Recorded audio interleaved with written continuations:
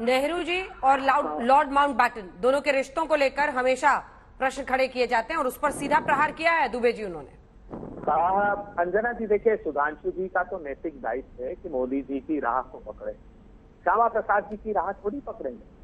श्यामा प्रसाद मुखर्जी उस समय कैबिनेट के मंत्री थे साहब, एक बार साहस करके पूछ लिया होता श्यामा प्रसाद मुखर्जी से कि लॉर्ड माउंटबेटन ने जो फरवरी 1948 में जूनागढ़ का जो रेफरेंडम हुआ वो किन मजबूरियों के तहत हुआ, एक बार पूछ तो लेते।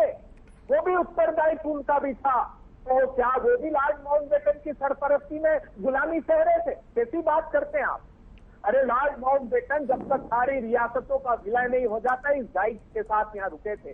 पढ़िए आप, जो प्रोविजनल हमने कॉन्स्टिट्यूशन अडॉप्ट किया था 1935 का, जब तक 47 का संविधान हम बनाकर कॉन्स्टिट्यूएंट असेंबली में 1950 में पास नहीं करने थे, तब तक ये जिम्मेदारियां थी बरतानिया हुकूमत की, और कानून का पालन करना हमारा दायित्व है, क्योंकि हम सारी वैश्विक स्तर की संस्थाओं से जुड़े थे। इसलिए 1975 में जब अपनी सरकार थी ही दुबे जी, तो माउंटबैटन की क्या जरूरत थी?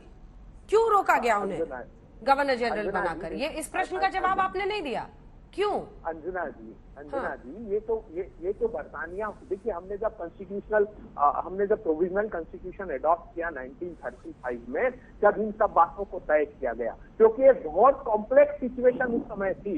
हम लोग बंटवारे की छाया में अपनी कॉन्स्टिट्यूएंट असेंबली को आकार दे रहे थे, और श्यामा प्रसाद मुखर्जी ने क्यों नहीं किया? क्योंकि वो जानते थे अंग्रेजों से समझौते कर रहे थे हम कि 10 महीने तुम्हें रहने देंगे।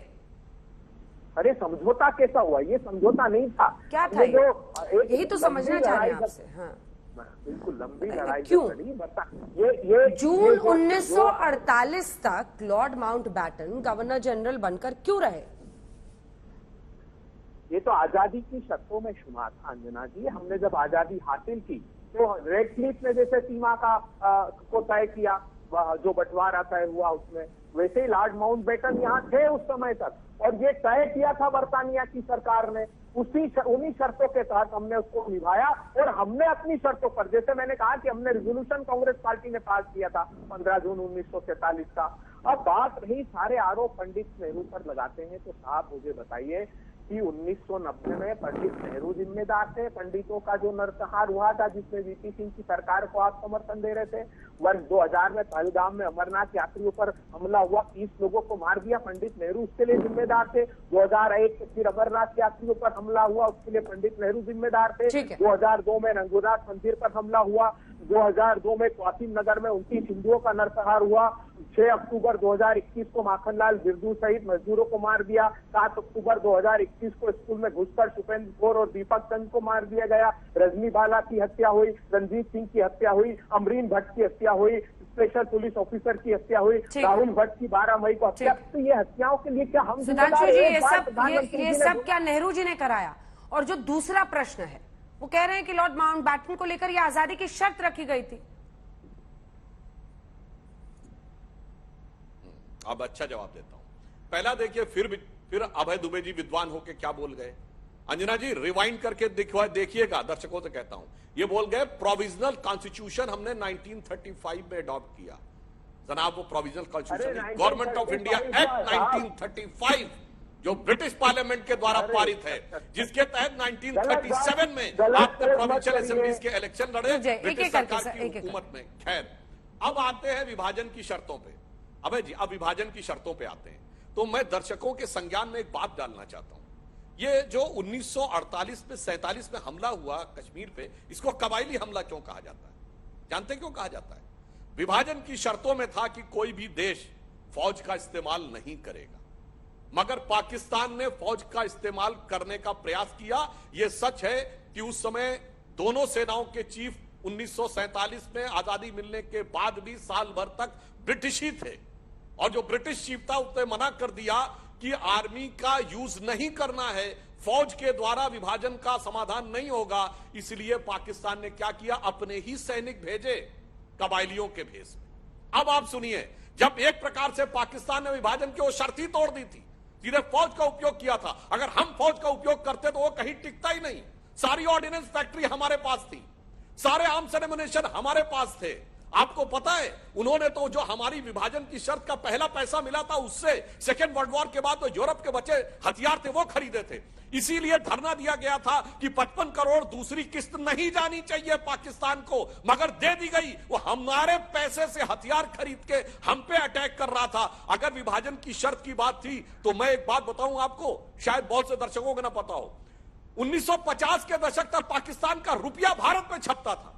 अरे हम तो उनको क्रिपल कर सकते थे उस समय जब एक बार उन्होंने फौज का इस्तेमाल किया, मगर नहीं, शांति से फौज इस्तेमाल कर देंगे तो भी हम उनको पैसा भी देंगे। क्यों? महान बनना है, दुनिया में अपनी एक शख्सियत बनानी है कि हम कितने उदार हैं। और अगर रेफरेंडम कराना था तो बलूचिस्तान, फाटा, कराची, लाहौर सब जगह होता तो हम मान जाते, मगर एक तरफा होना है, सिर्फ कश्मीर में ही फंसाना है।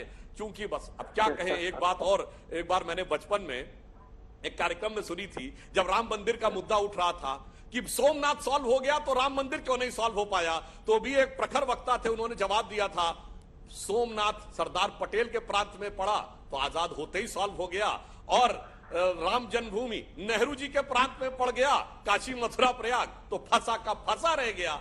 जहां पे भी उन्होंने उंगली रखी ऐसा खच्चर फंसाया कि वो आज तक 75 साल बाद भी वो गले की फांस बनी हुई है। अब जवाब दीजिए, जवाब दीजिए अभय जी। अंजना जी, महान बनने के लिए वो कह रहे हैं, महान बनने के लिए नेहरू जी ने कुछ ऐसे फैसले किए जो देश के ही खिलाफ हो गया और उन समस्याओं को लंबे वक्त तक हिंदुस्तान को जूझना पड़ा। देखिए, एक लंबी लड़ाई पंडित नेहरू, महात्मा गांधी, कांग्रेस पार्टी, सरदार वल्लभ भाई पटेल ने बरतानिया हुकूमत से लड़ी। एक ऐसा नौजवान, एक ऐसा बैरिस्टर जिसको विरासत में साधन संपन्नता मिली थी, उसने 9 साल बरतानिया की जेल में बिताए। मगर आज मैं सिर्फ तथ्यों पर बात करना चाहता हूं अंजना जी। बार बार कहा जाता आर्टिकल 370 को लेकर, आर्टिकल 370 को लेकर पंडित नेहरू ने जो लोकसभा में बयान दिया उसमें उन्होंने कहा, मैं हिंदी में उसका तर्जुमा बताता हूं।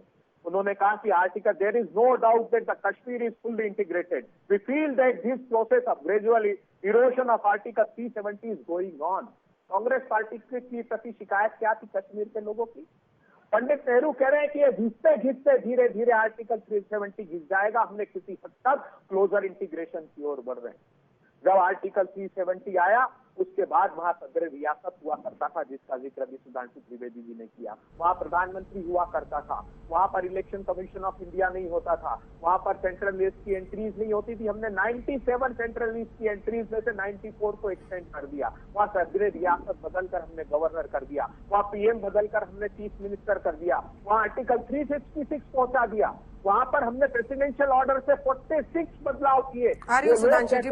स्केलेटन रहने दिया, लेकिन हमने प्रजातंत्र को बरकरार किया। इन्होंने क्या किया? प्रजातंत्र के नाम पर सत्ता की भूख मिटाने के लिए वहां पर जब पहली बार इनको अवसर मिला तो मसर्रत आलम का प्रिवेंटिव डिटेंशन ऑर्डर को नकार दिया। हम कहते रहे कि ये वही दुर्दांत आतंकवादी है जिसकी वजह से 2010 में वातावरण खराब हुआ था, लेकिन इनको पीडीपी के साथ सत्ता की भूख मिटानी थी, ये नहीं माने। इन्होंने तालिब हुसैन जैसे आतंकवादी को अपना कार्यकर्ता बनाया। इन्होंने सैफुल्लाह फारूक, जिसने पंडितों की हत्या की, जो 10 साल जेल में रहा, जो पाकिस्तान ट्रेनिंग लेकर आया, जो अजहर मसूद का शिष्य था, उस सैफुल्लाह फारूक को टिकट दिया वार्ड नंबर 33 से। इन लोगों ने तारिक अहमद मीर, जो पाकिस्तान से ड्रोन से हथियार सप्लाई करता था, उसको विधानसभा का चुनाव लड़ाया। इनको जब भी सत्ता की भूख मिटानी थी तो कॉमन मिनिमम प्रोग्राम बनाया। क्या कहते थे ये? आर्टिकल 370 को बरकरार रखेंगे। क्या कहते थे ये? कि एफ्ता को जो स्पेशल फोर्स का जो अधिकार है उनको हम रिव्यू करके वहां से हटाएंगे। ये क्या कहते थे? कि अलगाववादी